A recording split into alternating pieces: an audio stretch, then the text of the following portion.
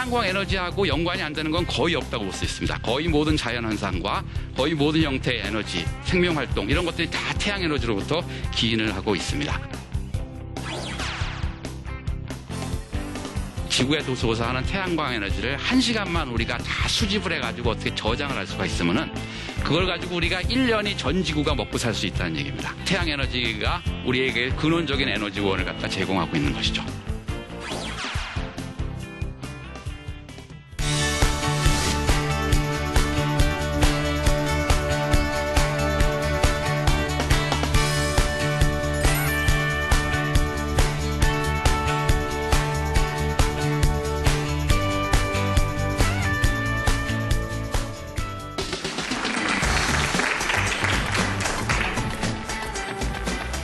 네, 여러분 안녕하세요. 놀라운 과학 이야기가 가득한 강연 프로그램 사과나무의 저는 유시연입니다.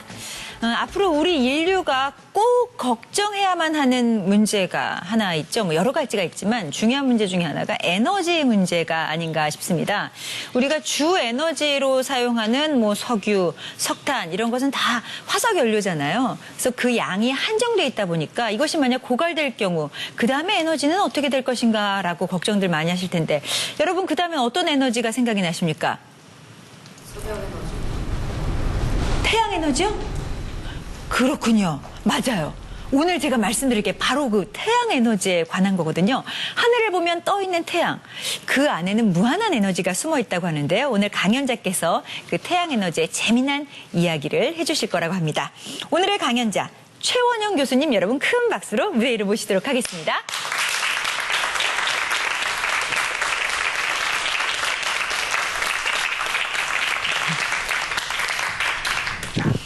네, 교수님 안녕하세요. 네, 안녕하세요. 반갑습니다. 예. 제가 처음에 화석 에너지 고갈될 걸 걱정했는데 말입니다. 예. 이 화석 에너지를 비롯해서 뭐 수력, 풍력 이런 모든 것이 다 태양 에너지로부터 나왔다는 말을 제가 들었어요. 예. 그렇습니까? 물론입니다. 네. 그래서 태양 에너지는 사실은 지구상에서 일어나는 거의 모든 현상들하고 이제 직관적으로 연결되어 있고요. 네. 또 거의 모든 형태의 에너지의 근원입니다. 그렇기 때문에 이제 뭐 작게는 우리의 의식주 생활, 또 크게는 그 산업 활동, 더 크게는 이제 그 전지구적인 자연현상. 뭐 이런 것들을 모두 움직이는 근본적인 동력이 바로 태양 에너지죠. 그래서 태양 에너지를 갖다가 좀 잘 이해하고 이걸 잘 활용할 수 있는 방법을 갖다가 개발을 하는 것이 인류가 좀 더 지속적인 발전을 이뤄나는데 자연환경을 파괴하지 않고 네. 지속적인 발전을 하는데 이제 상당히 핵심적인 문제라고 이제 볼 수가 있습니다. 그렇다면 저희가 태양을 모든 에너지의 엄마라고 그럼요. 예, 맞습니다. 해도 과언이 아니겠군요. 그럼요. 알겠습니다. 예. 자, 모든 에너지의 엄마 태양 뒤에는 어떤 재미난 일들이 벌어질지 네. 오늘 교수님과 함께 재미난 강연 들어보도록 하겠습니다. 부탁드릴게요. 예, 감사합니다. 예.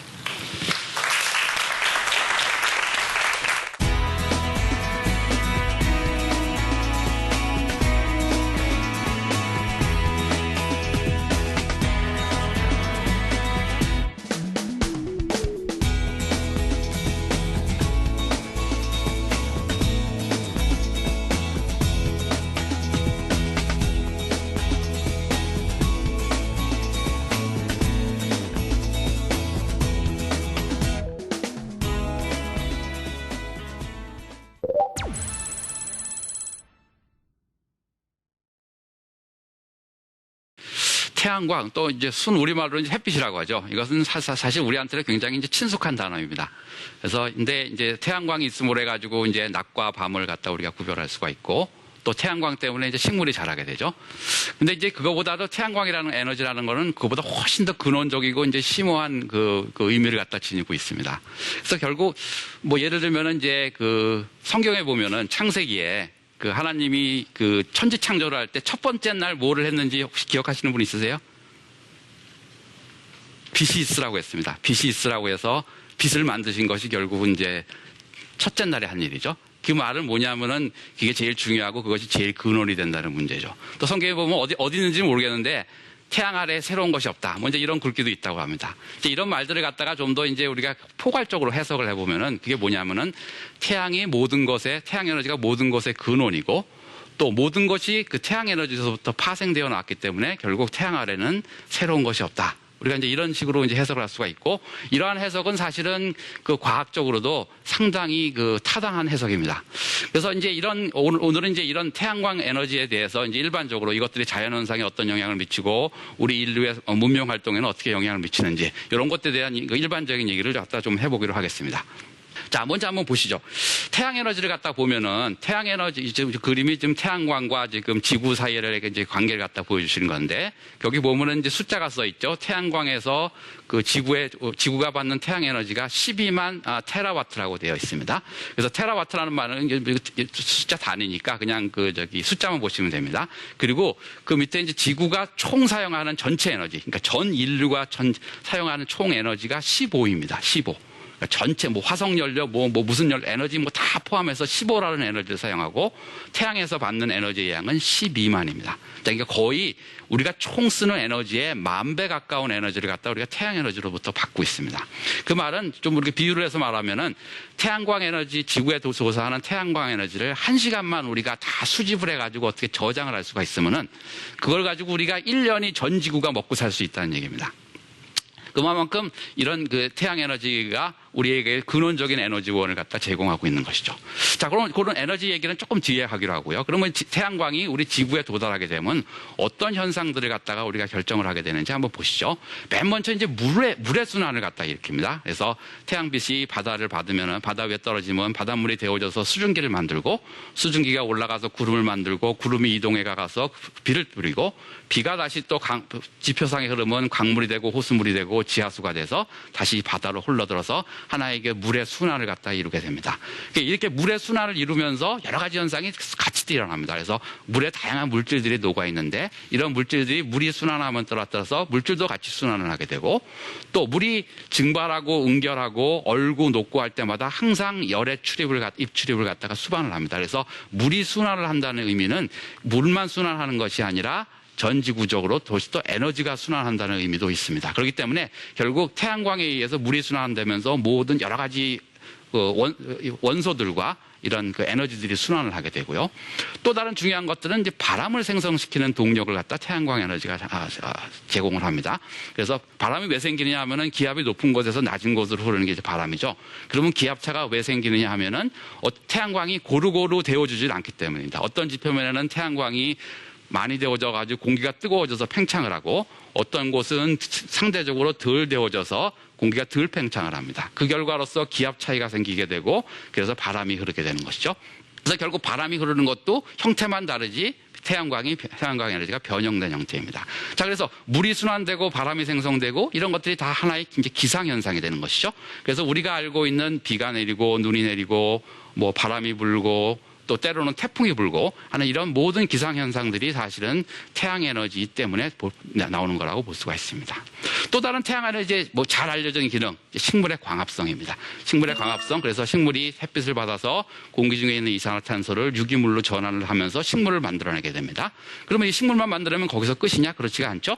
동물은 또 식물을 갖다 먹고 자랍니다. 거기서 에너지를 얻고 거기서 물질을 얻고, 사람도 마찬가지죠. 사람도 식물, 야채들 먹고 고기를 먹고 이렇게 해가지고 또 우리 몸의 원소를 갖다가 하고 에너지를 얻어냅니다. 그렇게 되면은 결국 우리가 살고 있는 이 몸 자체가 결국 태양 에너지고, 결국 우리 몸뿐만 아니라 거의 모든 살아있는 생명체는 태양 에너지의 화신입니다. 그렇게 생각할 수가 있죠. 그러니까 좀 비유적으로 얘기하면 우리 모두 태양의 아들, 딸들입니다.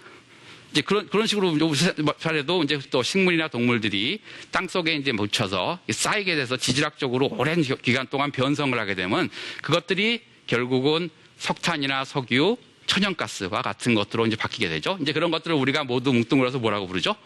화석연료라고 부릅니다. 그래서 결국 화석연료라는 거는 결국 뭐냐면은 과거의 태양에너지가 저장된 형태가 바로 화석연료가 되는 것이죠. 그래서 우리가 보통 이제 우리의 모든 일상생활은 사실 거의 화석연료에 의존을 합니다. 그래서 우리가 자동차를 사고 갈 때 기름을 넣어가지고 움직이죠. 차를 타고 움직이죠. 또 주방에서 요리를 할 때는 천연가스를 갖다 불을 붙여서 그 열로 우리가 음식을 조리를 합니다.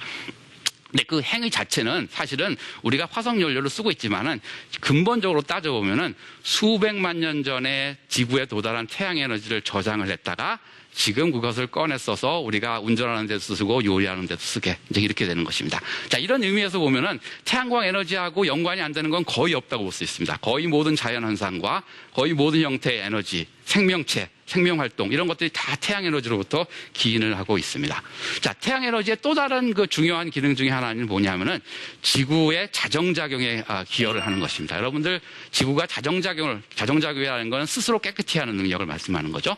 그래서 그런 자정작용이 있다는 말을 아마 많이 들었을 텐데 자정작용은 사실 여러 가지가 있습니다. 뭐 미생물이 하는 자정작용 뭐 여러 가지가 있을 수 있는데 그 중에서도 이제 가장 중요한 자정작용이 하나는 뭐냐면은 이 태양광에 의해서 지구가 깨끗이 유지되는 기능이 굉장히 중요합니다. 그래서 보시면은 가령 예를 들어서 이제 지구에 뭐 대기 중이나 아니면 물 중에 어떤 여러 가지 이제 그 오염 물질이 유입이 됐다.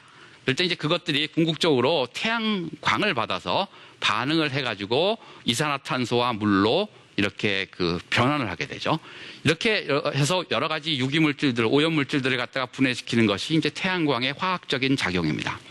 자, 이런 것들을 이용하면 우리가 오염된 물도 정화시킬 수 있고 오염된 대기도 정화를 시킬 수가 있습니다. 자, 이런 것들을 갖다 원리를 갖다 이용을 해가지고 과학자들이 그럼 자연히 이렇게 오염물질을 갖다 분해시키는 것을 갖다 거기서 원리를 배워서 그것을 갖다 이제 우리가 공학적으로 기술을 개발하려고 하는 연구를 하고 있고 제 자신 실험실에서 하고 있는 연구의 많은 부분이 바로 이런 태양광을 이용해서 물을 정화시키고 공기를 정화시키는 그런 연구에 해당되겠습니다. 자, 한 가지 뭐 실험실에서 하는 예를 하나 보여드리죠. 이 태양광을 받아서 활성화시킬 수 있는 물질이 이제 광촉매라는 것이 있는데요. 주로 이제 반도체 산화물로 되어 있는 것들입니다. 요것들을 가지고 우리가 빛을 받으면 오염물질을 분해시킬 수가 있어요. 자, 한번 보실까요? 이게 지금 광촉매라는 걸 전극에 코팅을 시키고 저기 염료로 오염된 물에다가 풀어놓은 다음에 빛을 갖다 쪼이게 되면 염료 색깔이 점점점 없어지게 보는 볼 수 있죠. 또 광촉매를 분말 형태로 돼가지고 준 다음에 빛을 쪼이게 되면은 염료가 그 점점 없어져가지고 궁극적으로는 이제 탈색이 돼서 완전히 하얘지는 걸 갖다가 볼 수가 있습니다. 이제 이런 것들이 바로 태양광이 자연에서 오염물질을 갖다가 분해시키는 그런 원리를 갖다가 착안을 해서 실제적으로 이제 이런 기술을 갖다 우리가 실험실에서 개발을 하는 거죠. 그래서 어떤 활성화 물질을 사용을 해서 오염물질을 분해시키고 그래서 물을 갖다 정화시키고 공기를 갖다가 정화시키는데 이제 이용할 수 있는 기술을 갖다가 이제 환경과학자들이 이제 많이 이제 지금 연구를 하고 있는 주제 중에 하나라고 볼 수가 있겠습니다.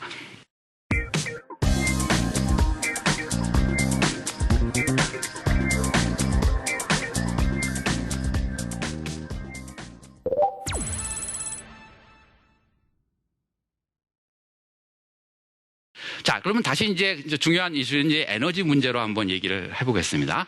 그래서 아까 말씀드렸듯이 화석연료, 우리 지금 현대 문명을 움직이는 거는 화석연료인데, 화석연료는 태양에너지의 저장전 형태. 결국 이제 에너지의 일종의 저금 통장입니다. 우리가 이제 지구가 화석연료라는 이 풍부한 이제 에너지 저장통, 저금통을 가지고 있었는데, 이거를 하도 많이 쓰다 보니까 이제 거의 이제 바닥이 보이기 시작했습니다. 그래서 화석연료가 고갈된다는 얘기는 몇십 년 전부터 계속 해왔습니다. 그래서 사실은 정확히 언제 고갈이 될지는 사실은 예측하기가 상당히 어렵습니다. 하지만 지금과 같이 그 산업 문명이 에너지를 갖다가 과도하게 사용하는 시스템이 지속된 한은 언젠가 상당히 가까운 장래에 고갈될 것이라고는 하고 모든 사람들이 이제 동의를 하고 있기 때문에 그런데 그 이후에는 어떻게 할 것이냐? 그 이후에는 다시 석기 시대나 이런 시대로 돌아가야 될 것이냐. 그렇지 않기 위해서는 우리가 새로운 에너지원을 갖다가 개발을 해내야 되겠죠. 그것들이 이제 소위 말하는 신재생 에너지입니다. 신재생 에너지 또는 대체 에너지라고 하는데요. 여러 가지 형태가 있을 수가 있습니다. 그림에서 보여주는 것처럼 태양광이나 태양열을 갖다 이용을 해가지고 발전을 한다든지 아니면 태양 에너지를 수소 에너지로 바꿔서 수소를 이용한다든지 풍력, 수력, 또 바이오 에너지 여러 가지 형태의 그 대체 에너지들이 얘기가 되고 있습니다.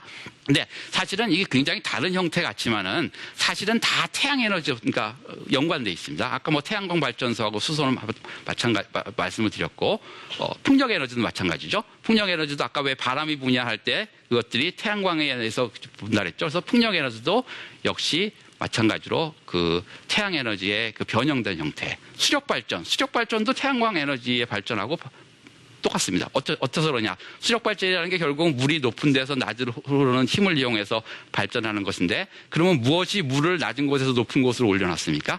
결국 태양에너지에 한 물순환에 의해 가지고 물이 높은 곳으로 갔다가 흐르면서 하는 거니까 결국 수력발전도 형태는 전혀 달라 보이지만은 근본적으로 보면 그것이 태양광 에너지가 변형된 형태가 수력발전이라고 볼 수가 있고, 바이오 에너지는 말할 것 없이 다 식물의 광합성에 의해서 에너지를 갖다 저장한 거니까 거기서부터 에너지를 갖다 뽑아쓰려고 하는 것이 대체 에너지라고 볼 수가 있죠. 자, 이렇게 거의 모든 형태의 신재생 에너지가 근원적으로는 이제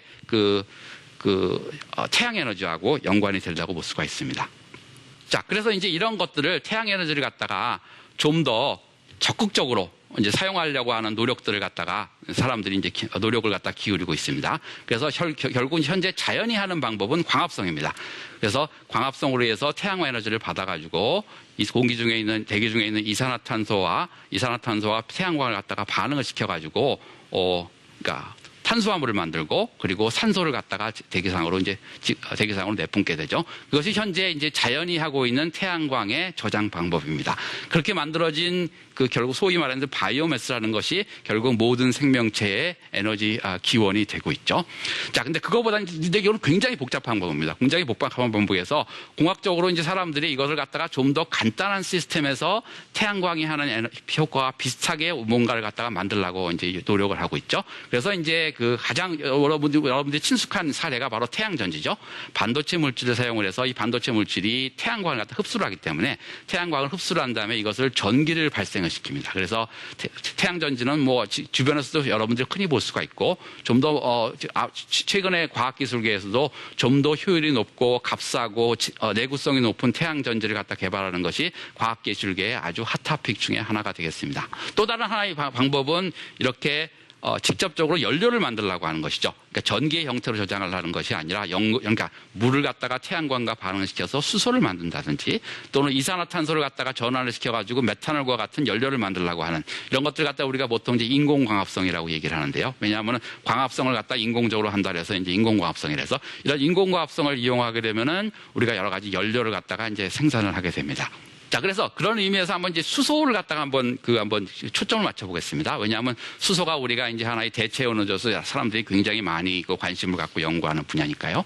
현재 수소는 사실 많이 생산이 되고 있습니다. 근데 현재 수소가 이제 어떻게 생산이 되고 있냐면은 결국은 화석연료에서부터 수소를 뽑아내고 있습니다. 그래서 화석연료하고 수증기를 갖다가 촉매하고 이제 고온에서 높은 온도에서 반응을 시키게 되면은 이 화석연료가 분해가 되면서 이산화탄소와 이제 수소가 나오게 됩니다.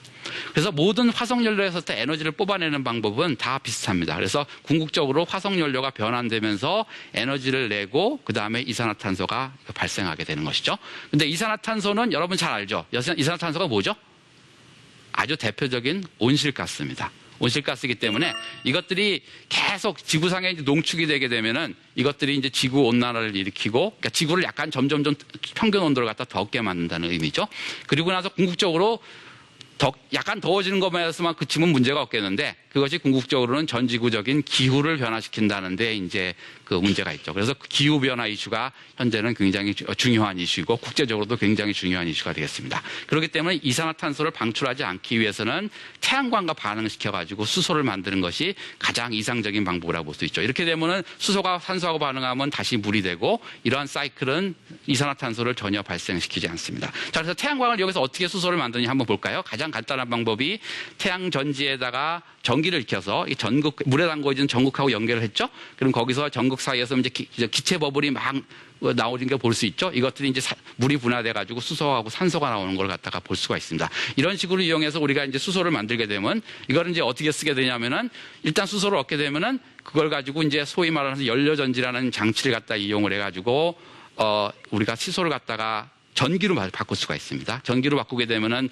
그걸 이용해서 자동차를 볼 수 있을 거예요. 여러분 수소 자동차라는 말 많이 들어보셨죠? 수소 자동차라든지 아니면 뭐 집에서 필요한 여러 가지 에너지를 폰다든지 아니면 산업체에 동력을 공급을 한다든지 이런 에너지를 쓸 수가 있습니다. 그렇게 되면은 결국 수소는 태양 에너지에서 왔고, 태양 에너지를 이용해서 우리가 에너지를 쓰게 되면은 결국 물이 배출되고 이산화탄소는 전혀 관여를 하지 않게 됩니다. 그렇게 이와 같이 태양 에너지를 갖다 기반을 한 수소 에너지를 만들어서 이것에 전 지구적인 시스템에 에너지를 공급하자라는 것을 갖다 우리가 소위 말해서 수소 경제라고 얘기를 합니다.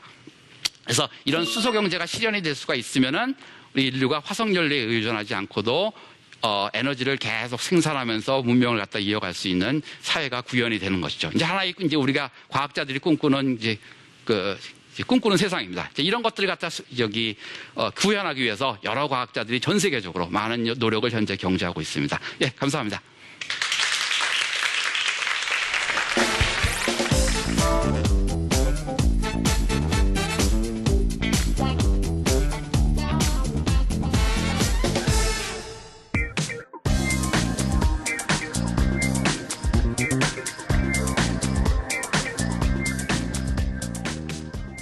강의 재밌었습니다. 예, 감사합니다.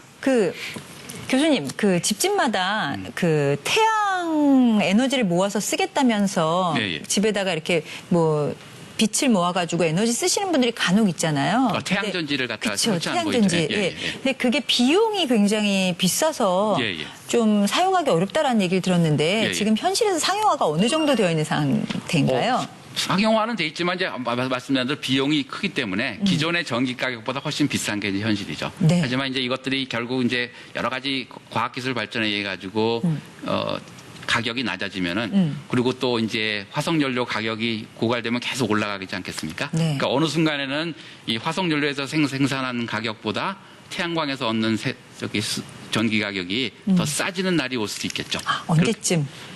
확실히 잘 모르겠습니다. 언제쯤이라고는. 하지만 가까운 네. 장래. 우리가 생각했던 것보다 훨씬 가까운 장래일 수도 있고 네. 조금 좀 늦어질 수도 있고 그게 100년이 될지 50년이 될지 또는 200년이 될지 그거는 제가 정확하게 말씀을 모르겠지만 비교적 가까운 장래라고 볼 수가 있죠. 기대를 해보겠습니다. 예, 예. 네. 자, 오늘 방청 오신 분들 중에 혹시 궁금하신 사항 있으시면 저희가 질문 한번 받아보도록 하겠습니다. 네, 앞쪽에 계신 분이시네요. 태양광을 가지고 생산할 때하고 수력 발전을 이용해서 할 때하고 풍력이라든가 광합성 아까 수소 에너지를 활용을 했을 때 각각에 대해서 생산할 때 가장 효율성이 높은 게 어떤 것인지 궁금합니다. 대체 에너지의 종류가 여러 가지가 있는데 태양광을 통해 가지고 대체 에너지를 여러 가지로 이제 생산할 수 있다라고 얘기해 주셨는데 그 중에서 생산 효율이 가장 좋은 것이 어떤 것인지가 아마 궁금했습니다. 효율이 제일 높은 거는 태양광을 직접 이용하는 게 아마 효율이 제일 높을 거라고 생각을 합니다. 다른 형태보다는. 근데 이제 문제는 그 태양광을 갖다가 다른 형태로 바꿀 때는 그냥 되는 것이 아니라 어떤 소재가 필요합니다. 그래서 그 소재를 얼마만큼 값싼 소재를 갖다가 쉽게 구할 수 있는 소재를 가지고 우리가 개발을 하느냐가 결국은 그 기술의 이제 상업성을 갖다가 결정한다고 볼 수가 있겠죠. 근데 우리가 그런 소재의 가격이나 코스트를 갖다 전혀 생각하지 않고 그냥 어떤 방법이 제일 태양광으로부터 오는 어떤 방법이 제일 효율적인 거냐 하면은 태양광을 직접 이용해서 뭔가를 갖다가 전기를 만든다든지 이런 방법들이 가장 효율적이 될 수가 있겠죠. 태양광을 직접 쓰면 좋은 이유가 또 나오는 폐기물 자체가 친환경적이라는 거. 그렇죠. 폐기물이 없죠. 없으니까. 태양열을 갖다 이용해서 만약 우리가 가정에서 쓰는 온수를 갖다 물을 데운다 그러면은 완전히 무배출이죠. 그러니까요. 그렇죠. 태양 전지를 가지고 우리가 수소로 만들었다 그러면 수소로 쓰고 나면 다시 물로 물로 되거든요. 되는 거니까. 그러니까 결국은 이런 태양광을 베이스로 한 시스템은 오염물질이 전혀 생산이 되지 않는 아주 환경 친화적인 이상적인 에너지 형태라고 볼 수가 있죠. 아까 태양광을 이용해서 이렇게 자정작용 말씀해 주셨는데요. 왜 예전에 저희 엄마들께서요. 야, 이불 좀 소독하게 햇볕에 갖다 널어라 뭐 이런 말씀을 그렇죠. 하시는데 혹시 이런 것도 그거랑 그럼요. 아, 정말요? 그럼요. 그리고 태양광에는 자외선이 포함되어 있기 때문에 이 자외선들이 이제 미생물을 살균하는 효과가 있습니다. 그래서 우리가 태양광에 뭘 갖다 널게 되면은 그런 것들이 계속 받아서 그냥 빨래가 마르는 효과뿐만 있는 것이 아니라 그러니까 물이 증발되는 효과뿐만 있는 것이 아니라 섬 위에 붙어 있는 여러 가지 미생물들이 살균되는 효과도 같이 있습니다. 그렇군요. 정말 태양이라는 존재는 무궁무진한 존재인 것 같고요. 더 많은 과학자들이 태양을 더 많이 연구해 주셨으면 하는 그런 생각이 듭니다. 오늘 태양 에너지에 대해서 재밌는 말씀해 주신 우리 최 교수님께 여러분 큰 박수 부탁드리도록 하겠습니다. 감사합니다. 고맙습니다. 감사합니다. 흔히 우리나라가 기름 한 방울 나지 않는 나라다라는 말씀 들어보셨을 거예요. 부모님 세대는 기억하실지 모르겠는데 제7광구라고 한번 희망을 가져봤던 적도 있는데 땅끝, 바다끝 어디를 봐도 우리나라는 아직까지는 기름이 한 방울도 없다고 합니다. 그런데요, 하늘을 보면은요, 정말 무한한 에너지의 보고인 태양이 있지 않습니까? 정말 많은 과학자분들께서 태양 에너지를 연구해 주신다면 어떤 한유국도 부럽지 않지 않을까라는 생각해봤습니다. 자, 사람과 과학이 만나는 이야기 사과나무는 앞으로도 계속됩니다. 저는 다음 시간에 다시 인사드리도록 할게요. 고맙습니다.